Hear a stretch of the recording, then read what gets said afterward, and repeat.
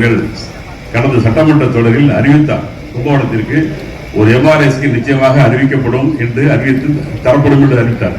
அவருடைய வேலை என்ன தெரியுமா? 9 கோடி ரூபாய். 9 கோடி ரூபாயை ஒரு ஸ்கேன் வந்து நீ கும்பகோணத்துக்கு வழங்க இருக்கிறவங்க தான் இங்க வந்திருக்கிற மக்கள் நல்வாழ்வுத்துறை அமைச்சர். இது ஏன் சொல்றேன்னு கேட்டீங்கன்னா, இந்த மாதிரி வந்து பெற முடியாத இடங்கள் எல்லாம் செய்வதற்காக தான் நம்முடைய ஆட்சி இருக்கிறது இல்லாமல் இன்றைக்கு தத்துவத்தை கொண்டிருக்கிறோம். அதையெல்லாம் சரி செய்து கொடுக்க வேண்டும் என்று நான் அமைச்சர்கள் கேட்டுக்கொள்கிறேன். அதுபோன்று ஒன்றிய பகுதியில் தில்லையம்பூர், மருதானூர், உடையாளூர் புதிய சுகாதாரத்துறை நிலையம் அமைத்து தர வேண்டும் என்று நான் இந்த நேரத்தில் கேட்டுக்கொள்கிறேன். மருத்துவ உள்நோயாளிகள் அதிகமாக பயன்படுத்துகிற தண்ணீர் பற்றாக்குறையா இருக்கு. நான் சட்டமன்றத்தில் பேசினேன். அந்த நேரு அவர்கள் தருவதாக சொன்னார். 1 லட்சம் லிட்டர் கொள்ளளவு கொண்ட மேலவை தொட்டி தர வேண்டும் என்று கேட்டிருக்கிறேன். அவர் சொல்லியிருக்கிறார். அதையும் நம்முடைய மருத்துவ அமைச்சர்கள் கேட்டு வாங்கி தர வேண்டும் என்று நான் கேட்டுக்கொள்கிறேன். இந்த 3 இடமாக இருக்கிற மருத்துவமனையில் நோயாளிகள் போகிற பொழுது அங்கே இருக்கிற வாகனங்களில் அடிபட்டு போகிறார்கள். இந்த 3 மருத்துவமனையும் இணைக்கிற வகையில் 3 பாலங்கள் கொண்டிருப்பதற்கான அந்த வாய்ப்பை நம்முடைய அமைச்சர்கள் உருவாக்கி தர வேண்டும் என்று இந்த நேரத்தில் நான் கேட்டுக்கொள்கிறேன். இங்கே சிடி ஸ்கேன் வந்து எம்ஆர்எஸ் 5 கோடி, நான் கேட்கறது 3 கோடி 2 கோடி ரூபாய் இது கொடுங்க.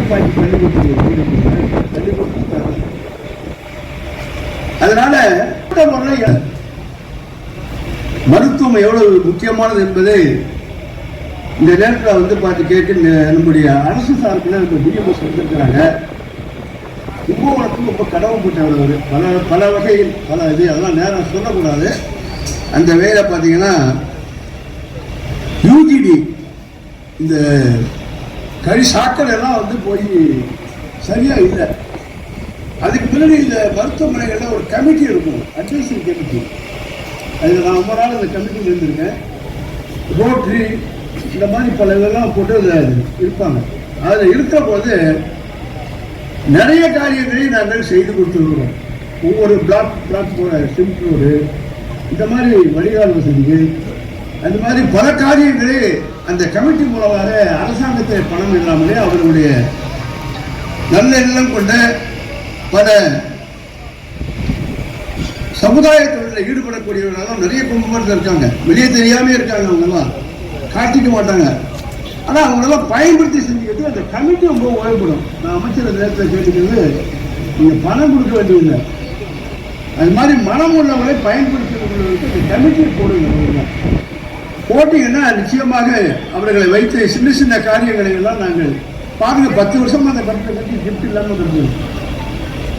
இன்னைக்கு அமைச்சர் ஒரு நேரத்தில் லிப்ட் வச்சு நான் தொடக்கான வச்சுட்டேன். பிரசவம் பண்ணோடனே அந்த தாய்மார்கள் உட்கார்றதுக்கு பார்த்தீங்கன்னா தலைவாணியை வச்சு கொடுத்துருந்தாங்க.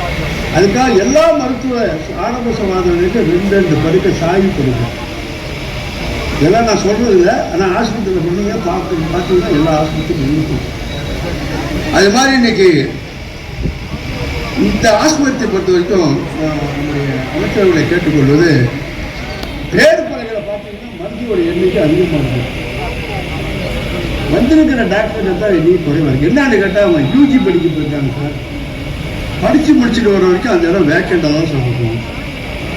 அந்த வேலை யார் பார்க்கறதுன்னா நாங்கள் இருக்கிறவங்க தான் அட்ஜஸ்ட் பண்ணி பார்க்கணும். அதெல்லாம் வந்து நம்முடைய இயக்குநர்கள் அமைச்சருடைய படிக்கட்டு அது வரைக்கும் தெரியாது. அதனால அந்த உதவி செய்ய வேண்டும் என்று இந்த நேரத்தில் நம்முடைய அமைச்சர்களை கேட்டுக்கொள்கிறேன். இந்த மருத்துவமனையை மேலும் பல்வேறு கட்டிடங்களை புதிதாக உருவாக்கி எங்களுடைய இந்த மருத்துவமனைக்கு தேவையான அத்தனை உதவிகளையும் நீங்கள் செய்து தர வேண்டும் என்று